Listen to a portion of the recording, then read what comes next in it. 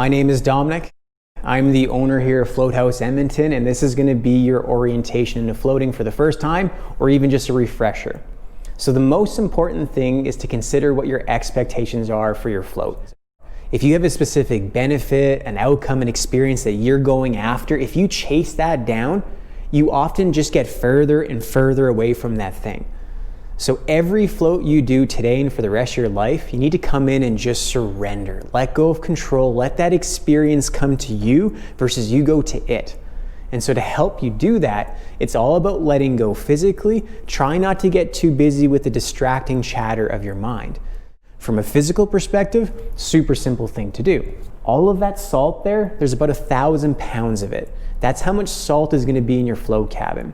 This is not going to be like the ocean or the lakes or the pools where you have to flex your abs and move your arms and legs to keep your head above water. In this kind of salt water, you don't have to physically assist in any capacity. You just let go. You're going to be perfectly suspended in space without any effort. It is amazing. But what is not amazing, if you get that salt water in your mouth or your nose or your eyes. I don't tell you this to worry you, but when you are floating, the level gets really close to the side of your eyes. And sometimes when we float, we're like, this is too close, I don't want to get it in my eyes, and we'll start holding our heads up to avoid it. We mostly do this subconsciously, but if you're holding your head up during the float, it's going to cause a bit of tension in the neck, and it's going to be distracting. So physically, super simple thing to do. Harder part for most people will be the distractions of the mind. The common one for most people is going to be time. How much time has passed, how much time is left. You might even think that we have forgot you in there at some point. I promise you, we will not. We're going to play some nice gentle music at the end to let you know that your float is done. But if you felt at any point that you were finished, and that could be 2 minutes in, 20 minutes in, it doesn't matter. If you feel like you were done and you want to get out, you just get out. There's no pressure to stay in there. So time is one distraction. The bigger distraction is going to be the chatter of the mind. That could be work, finances, relationships, to-do list, groceries, life, blah, blah, blah, blah, blah. All that stuff that is going on up there. If you try to think through everything that is coming up in the float, that can get quite overwhelming. On the flip side, if you were trying to be completely thoughtless, that is not the point. You're mostly just giving yourself that space so that when these thoughts come up, you can be selective to engage with them or you can just let them go. If you're planning dinner tonight, weekend plans, those are usually the thoughts that can wait till after the float. But if something comes up that is important, and that could be something in a positive way, or it could even be something that you're struggling with, just be selective to engage with them or to not. And so to help you kind of do that, a practice of meditation or mindfulness, these kind of techniques can be really helpful. Check out the other video for tips on how to do that. When you're doing these techniques in meditation, or when you're doing the float in general, stillness is very important. And obviously, if you need to adjust the body, do so. But if you move around too much, you start to slowly stir the water like a spoon. That can release the heat. It can get a little bit colder. But more importantly, if you move around too much during the float, you're likely going to remain in this space of consciousness that we're in right now, which is a perfect place to be. But maybe we'll start to want to venture into these deeper pockets of consciousness. This could be deep meditation, the gap, the void. There's lots of names for this space, and there's lots of depth to it. When you slip into these pockets while you're floating, it can often feel like you are sleeping. And if you are really, really tired, you might actually fall asleep in there. And if you do, it is going to be amazing. It's going to be one of the best sleeps you ever get. I promise you will not successfully roll over in it. It is very difficult to do so. But while you're in these pockets of space, sometimes we'll be in them, and then all of a sudden we're going to twitch out of it. And it can be pretty abrupt when that happens, but there's nothing wrong. You're just letting go of some tension, some energy. Most likely, you've slipped further into that pocket in a way that you have not done so before. And intuitively, there's a program in you that just goes, this is kind of weird, and we just kind of shake out of it. All is well. Try not to have too much of a conversation about it and just go right back to where you were. But I find before the mind is going to relax, it's good to relax the body physically first. So what I recommend doing at the beginning of your float is take all your attention and your awareness and draw that into your foot to begin with. Explore this area for any sore muscles, any tension, any weird holding patterns. Even just flex it for a second and then just relax it. Trust the water to support it perfectly. Once your foot's relaxed, do the same thing in your calves, your knees, your hips, your butt, your back, your arms, your neck. Go through your whole body as fast, as slow, as many times as you need, just letting go of any tension that you find along the way. Another thing to consider at this point is any chronic tension in your body. That could be the neck and the shoulders and the back, and it could be injuries. We are sensory beings. We are always processing information from our environments all the time. Sights, sounds, touch, gravity, people, notifications, everything. So when you go into a sensory deprivation experience like this, you are going to crave to feel something. And so the easiest place to satisfy that craving to feel something is going to be through the chronic tension and the injuries. It could even just be an itch that's not going away. It could be one of those thoughts that keeps looping. It could be a little sound that you hear. But if all of your attention floods into that one distraction, you're going to be distracted. If your internal conversation starts feeding it negativity, this is annoying, this is uncomfortable, I don't like this, it's just going to amplify that distraction and become overwhelming. You need to have a positive conversation. It's okay, relax, send it some good intentions versus dwelling on that distraction. Hopefully you find it just disappears. Now, before we go to the back, I want to talk about vulnerability. I'm a bit claustrophobic, so I kept the lights on and door open for the first few floats. There is zero pressure to go into that full sensory deprivation experience while you're here. I can promise you, after hundreds of floats, lights on, lights off, it really doesn't make a difference. You're still gonna have a great experience. So always do what is best for you while you're here. Now, let's take you through the rest of the space. While you're back here, we kindly ask you to be as quiet as you can. Please use the bathroom first before you go into your float room. And then around the corner, this is our vanity area. So if you need to get ready for your next adventure, we have a blow dryer, basic amenities, Q-tips, and please remove your makeup before your float. So this is what our float rooms look like here at Float House. In front of your float cabin, there's going to be a white box on the floor. That is the filtration system. There's a particle filter, ozone injection, hydrogen peroxide, UV light. The combination of those things is what we use to clean and disinfect the water between every float.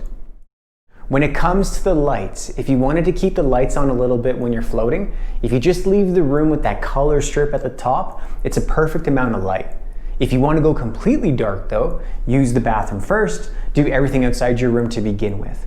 Once you're walking back into your room, the first thing you're going to do is you're going to click the top button once, which is called No See, and do not touch any of the buttons ever again.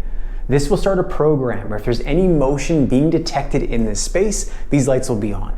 If there's 2 minutes of no motion, like you jumped into your cabin, it turns off completely. As soon as this door opens again, the motion detects, the lights come back on.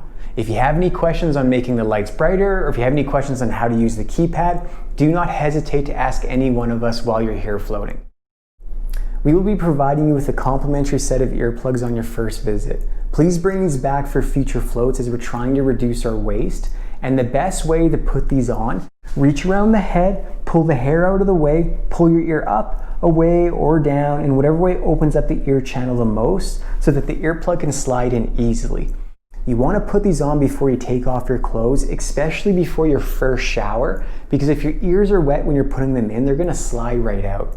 And if you lose these when you're floating, or if they're uncomfortable and you just kind of pulled them out, it is totally fine to get that water in your ears. A lot of people even float without them, like myself. But if you get any salt water in your ear, at the end you have to thoroughly flush your ears out several times with hot water to rinse them out. If you do feel any discomfort the next day, you're going to mix half warm water with half vinegar and flush them out again. So before you go into the float cabin, you're going to have a shower to rinse off thoroughly from head to toe. Please use that pre-float soap and shampoo on the left to do so. This is not like a shower before you go to the pool where you just get a bit wet and jump in. We need you to clean yourself off thoroughly.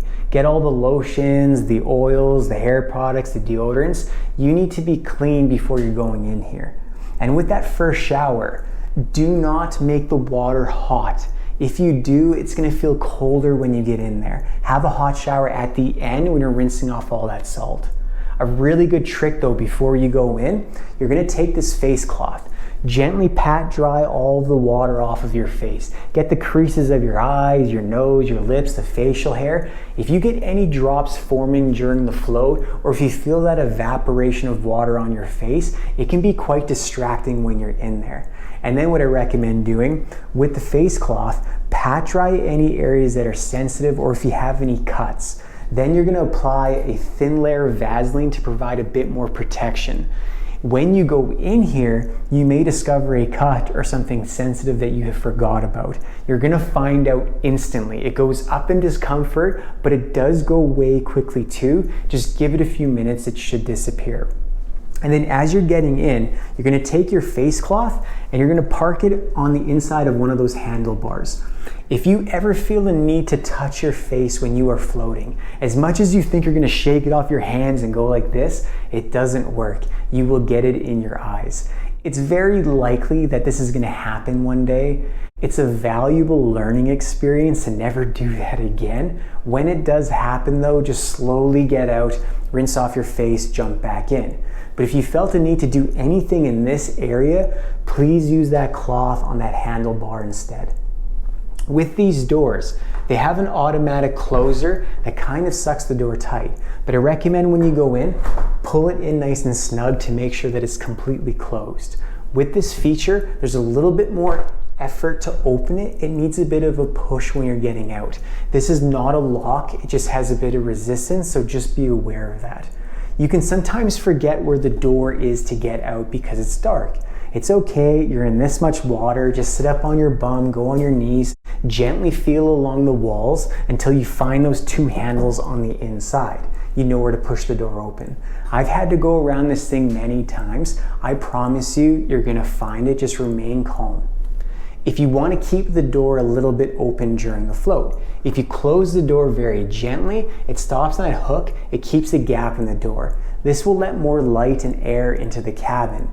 But if you keep it open for too long, it can get a little bit drafty and cold. So you may have to close it over at some point. When you're getting in, you're gonna hold on to the handlebars on the outside and the inside to brace yourself. As you slowly sit down and you slowly lean back, be present in this moment. You're about to experience that weightlessness, that lack of gravity. It feels amazing. Just be present to enjoy that moment. And then spend as much time as you need. Just spend a few moments getting used to this space, how dark it is, how quiet it is. I recommend stretching out the body, bouncing off the walls. Figure out how you want to position your arms to be as physically comfortable and still as possible during the float. Once you're done getting used to the space and you want to start getting into that stillness or using some of those meditation techniques, before you do any of that, as you're floating, put your arms on the side of the cabin, hold yourself still until you feel like there's no more water pushing your body around. Once you find that stillness, just slowly park your arms where it's comfortable. That's going to stop you from bouncing off the walls in here. You don't have to be perfectly centered. As long as you are not touching a wall, you are perfect. But you will find at some point a part of the body may touch and you'll feel the need to push off from that point. But if you do, you're gonna hit the other side. So when you hit the wall, don't reset, don't even push off a tiny bit. Hit it and do nothing. You'll naturally bounce away, but you won't hit the other side. When you start hearing music, and you will hear it with the earplug, so don't worry, that is the cue that the float is finished. There's no rush, take your time, reach out for the handles on the inside and slowly stand up.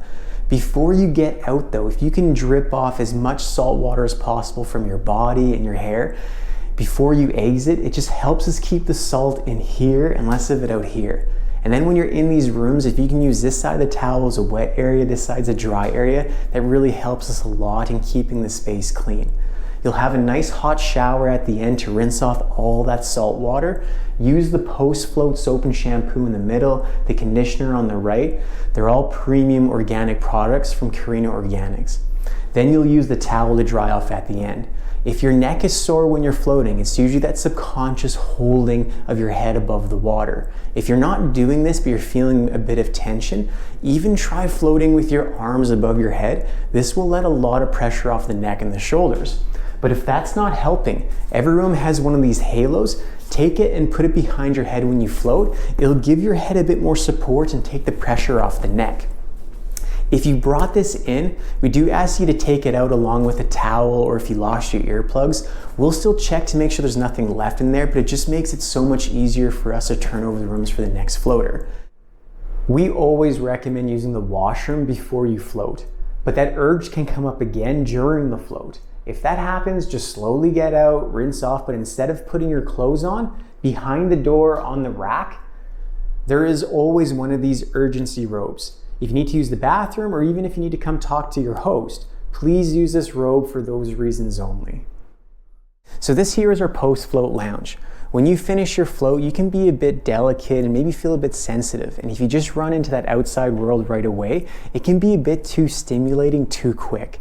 So if you need a moment to kind of collect, to integrate, to understand the experience, just to complement it, this is a perfect space to do it in. And the last thing to mention is floating is a practice. There is a learning curve. It will take you several floats to get good at it. But once you get used to the experience and you learn how to really find yourself consistently navigating into those deeper pockets of space, that's when this practice begins. So just be gentle with yourself, give yourself that space to learn how to do this, and then just start doing it consistently. I can promise you this can do some absolutely wonderful things for your well-being. Thank you for listening. If you have any questions, please do not hesitate to ask us at any point in time. Thank you and take care. Bye.